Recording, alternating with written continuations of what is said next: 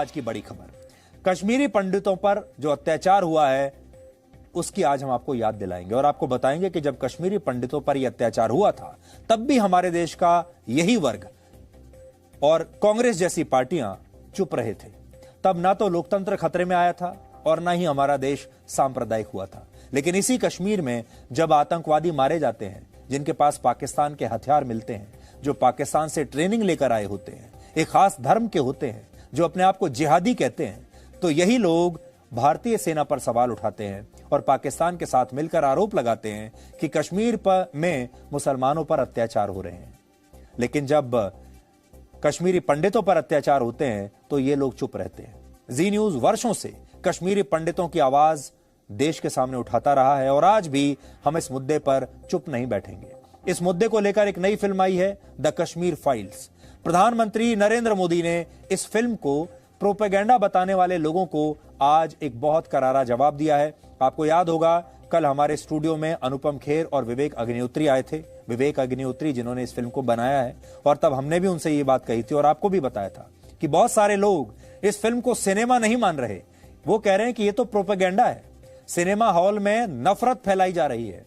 और जब पहले जो फिल्में आया करती थी जो असल में प्रोपेगेंडा थी, उन्हें ये लोग सिनेमा मानते थे। तो आज प्रधानमंत्री मोदी ने इस फिल्म के बारे में बहुत बड़ा बयान दिया है और सोचिए ये कितनी बड़ी बात होगी कि हमारे देश के प्रधानमंत्री ने आज एक फिल्म के बारे में बात की है। और वो बात सिर्फ फिल्म की नहीं है, बात हम भी फिल्म की नहीं कर रहे, बात कर रहे हैं मुद्दे की, बात कर रहे हैं कश्मीरी हिंदुओं पर हुए अत्याचार की और बात कर रहे हैं समान अधिकारों की। अगर कश्मीर में रहने वाले जो मुसलमान हैं उनके अधिकार हैं वहां पर, तो उन्हीं के बराबर कश्मीरी हिंदुओं के भी अधिकार हैं। दोनों के बराबर अधिकार होने चाहिए और दोनों का बराबर फ्रीडम ऑफ स्पीच होना चाहिए। तो सुनिए आज प्रधानमंत्री मोदी ने क्या कहा। कुछ लोग कहते तो बहुत कुछ फ्रीडम ऑफ एक्सप्रेशन की बात करते हैं, लेकिन आपने देखा होगा इमरजेंसी, इतनी बड़ी घटना, कोई फिल्म नहीं बना पाया क्योंकि सत्य को दबाने का लगातार प्रयास हुई हमारे देश में। भारत विभाजन, जब हमने 14 अगस्त को एक हॉरर डे के रूप में याद करने के लिए तय किया तो कई लोगों को बड़ी मुसीबत हो गई है। कैसे भूल सकता है देश? कभी कभी उसमें से भी तो सीखने को मिलता है। भारत विभाजन में ऑथेंटिक कोई फिल्म नहीं बनी, और इसलिए इन दिनों आपने देखा होगा कश्मीर फाइल फिल्म की चर्चा चल रही है।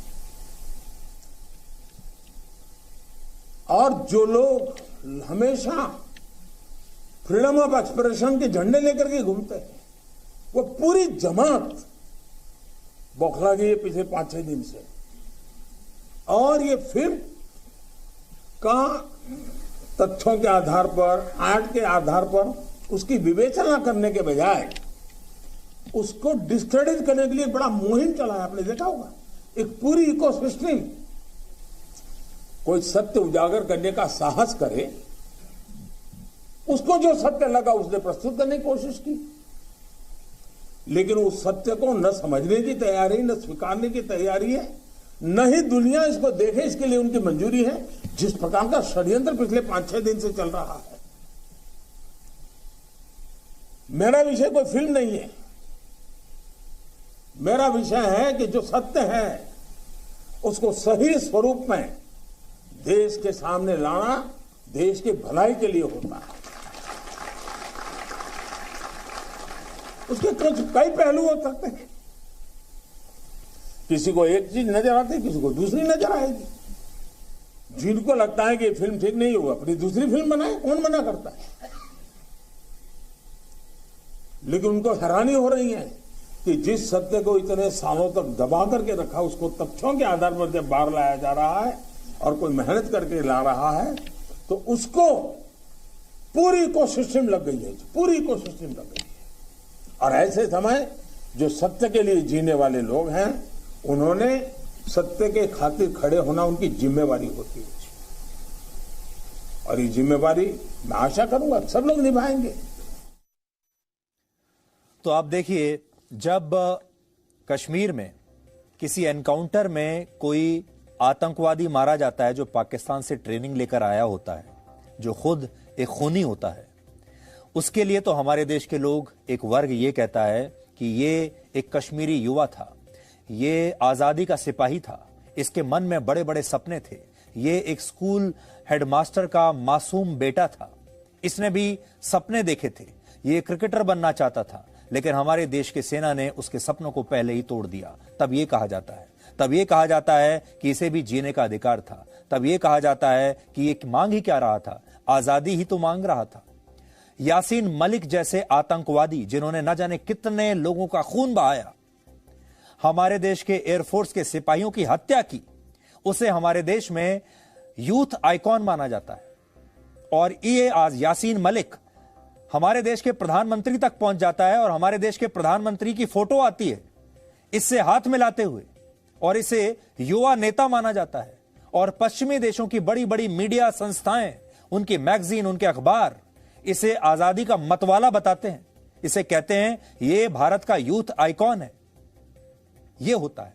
और जब कोई कश्मीरी पंडित मारा जाता है खुलेआम सड़क पर, उसके अधिकारों की कोई बात नहीं करता, और तब यह कहा जाता है कि ये कश्मीरी पंडित तो कश्मीर के थे ही नहीं, ये यहां से चले क्यों नहीं जाते।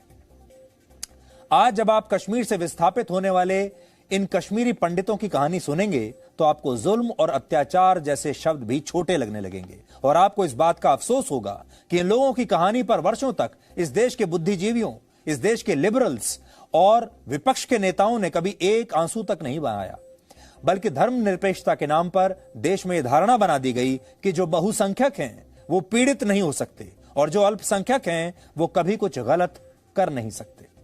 कश्मीरी पंडित कश्मीर के इलाके के एकमात्र मूल हिंदू निवासी हैं। वर्ष 1947 में जब भारत को आजादी मिली थी, उस समय कश्मीर में कश्मीरी पंडितों की कुल आबादी लगभग 15% थी। ये याद रखिएगा, आंकड़ों पर नजर डालिए, 15% थे 47 में। लेकिन दंगों और अत्याचारों की वजह से वर्ष 1981 तक यह आबादी घटकर सिर्फ 5% रह गई, और 2015 में सरकार ने यह बताया था कि कश्मीर में अब सिर्फ 808 परिवारों के 3445 कश्मीरी पंडित ही बचे हैं, या ये कह लीजिए जिंदा बचे हैं। दुनिया यही जानती है कि कश्मीरी पंडितों पर अत्याचार की शुरुआत वर्ष 1990 में हुई थी, लेकिन सच यह है कि अत्याचार का यह दौर 1985 के बाद ही शुरू हो गया था, और 90 में कश्मीरी पंडितों को कट्टरपंथी संगठनों ने काफिर घोषित कर दिया था। यह वही दौर था जब कश्मीरी पंडितों के घर की पहचान, वो कहां रहते हैं, उनके घरों की पहचान की जा रही थी, ताकि दंगों के समय उन्हें आसानी से पहचाना जा सके। उस समय पुलिस, प्रशासन, अदालतें, जज, डॉक्टर, प्रोफेसर और सिविल सर्वेंट्स की नौकरियों में कश्मीरी पंडितों की संख्या ज्यादा होती थी, क्योंकि ये पढ़े लिखे ज्यादा थे, पढ़ने लिखने में इनका दिमाग ज्यादा लगता था और पढ़ाई लिखाई किया करते थे। इसलिए सबसे पहले इन्हीं ऐसे लोगों को निशाना बनाया गया, और इसकी शुरुआत वर्ष 1986 से हुई थी। 86 में गुलाम मोहम्मद शाह ने अपने जीजा फारूक अब्दुल्ला से सत्ता छीन ली थी, और वो जम्मू कश्मीर के मुख्यमंत्री बन गए थे। उस समय उन्होंने खुद को सही ठहराने के लिए एक खतरनाक फैसला लिया और ऐलान कर दिया कि जम्मू के न्यू सिविल सेक्रेटेरिएट एरिया में एक पुराने मंदिर को गिराकर वहां पर भव्य मस्जिद बनाई जाएगी। सोचिए, मंदिर को, पुराने मंदिर को गिराकर, प्राचीन मंदिर को गिराकर मस्जिद बनाई जाएगी। उस समय कश्मीरी पंडितों ने इसका विरोध किया तो दक्षिण कश्मीर और सोपोर में दंगे भड़क गए, और इस दौरान कश्मीरी पंडितों की खुलेआम हत्याएं की गई। इन दंगों के बाद ही 12 मार्च 1986 को तत्कालीन राज्यपाल जगमोहन ने गुलाम मोहम्मद शाह की सरकार को बर्खास्त कर दिया था। हालांकि इसके बाद भी कश्मीरी पंडितों पर अत्याचार रुके नहीं। फिर 14 सितंबर 1989 को कट्टरपंथी जिहादियों ने पंडित टीका लाल टिक्कू को खुलेआम उनकी हत्या कर दी। यह कश्मीरी पंडितों को कश्मीर से भगाने के लिए की गई पहली हत्या थी, और उस समय कश्मीर में अलग अलग तरह के नारे लगाए जाते थे, जैसे जागो जागो सुबह हुई, रूस ने बाजी हारी है, हिंद पर लर्जन तारे हैं, अब कश्मीर की बारी है। तब सोवियत रूस की सेना अफगानिस्तान से वापस जा रही थी, इसलिए मुजाहिदीन कह रहे थे कि अफगानिस्तान के बाद अब कश्मीर की बारी है। एक और नारा लगाया जाता था, हमें पाकिस्तान चाहिए पंडितों के बगैर, पर उनकी घर की महिलाओं के साथ, ऐसा कहा जाता था। इसके अलावा मस्जिदों से भी एक नारा लगाया जाता था, कश्मीर में रहना होगा तो अल्लाहू अकबर कहना होगा। टीकालाल टिक्कू की हत्या और इन नारों का कश्मीरी पंडितों में कितना खौफ था, इसका अंदाजा आप इस बात से लगा सकते हैं कि तब टीकालाल टिक्कू के पुत्र मोहनलाल टिक्कू ने एक स्थानीय अखबार में आतंकवादियों से उन्हें हरिद्वार जाकर अपने पिता की अस्थियां विसर्जित करने देने की अपील की थी। उस समय के अखबार में प्रकाशित हुई इस अपील को आज मैं अपने साथ लेकर आया हूं। आज मैं आपको दिखाना चाहता हूं, यह अखबार आपकी स्क्रीन पर भी है, देखिए इसमें क्या लिखा है जानते हैं? An appeal to Muslim militants, फिर से मैं आपको पढ़कर बताता हूं। An appeal to Muslim militants from a Hindu namely Mohanlal Tikku, son of late Pandit Tikalal Tikku, for grant of permission to perform last rites of his deceased father. The appeal appeared in an Urdu daily Srinagar Times और उसकी तारीख क्या है? 11/12/90, यानी ये है 11 दिसंबर 1990 की, जिसमें वो कह रहे हैं, देखिए वो कहते हैं, I appeal to all mujahids that my father passed away in August this year. According to Hindu religion, it is incumbent upon me to go to Haridwar to perform the last rites of my father and immerse his ashes in river Ganga. The rites are to be performed between 1st and 21st December 2090. Therefore, I request to permit us to go to Haridwar and return to the valley, and there will not be any kind of hindrance in our performing the religious rites. Hope that we shall be allowed to leave the valley for 10 days. मुझे इस भाषा पर आपत्ति है, और जब आप इस भाषा को सुनेंगे तो आज आपका दिल दर्द से भर उठेगा। देखिए, रिक्वेस्ट कर रहे हैं, I request to permit us, देखिए permit us to go to Haridwar. तो मोहनलाल टिक्कू कह रहे हैं आतंकवादियों से कि मुझे हरिद्वार जाने की इजाजत दे दीजिए, परमिशन दे दीजिए, और मैं अपने पिता की अर्थियों को वहां पर बहाकर आना चाहता हूं, ये परमिशन मुझे दे दीजिए, आतंकवादियों से कह रहे हैं। और फिर कह रहे हैं कि मुझे hope that we shall be allowed to leave the valley for 10 days. मुझे श्रीनगर से बाहर जाने की 10 दिन की इजाजत दे दीजिए, जैसे कि कोई छुट्टी मांगता है हाथ जोड़कर कि मुझे 10 दिन के लिए बाहर जाने की इजाजत दे दीजिए।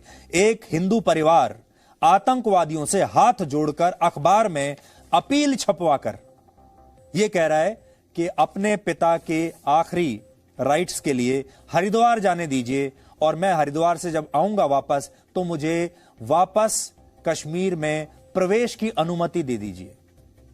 और यह भारत देश है, लोकतंत्र है, जिसको हम कहते हैं कि सब नागरिक बराबर हैं। यह बात तो अब अचानक से फैशन में आ गई क्योंकि द कश्मीर फाइल्स नाम की एक फिल्म आई है, लेकिन यह सच्चाई ऐसी नहीं है जो आज लोगों को पता चली हो। हम तो वर्षों से इस सच्चाई के बारे में देश को बता रहे हैं। Presenting V News app available on Google Play and App Store. Download it now.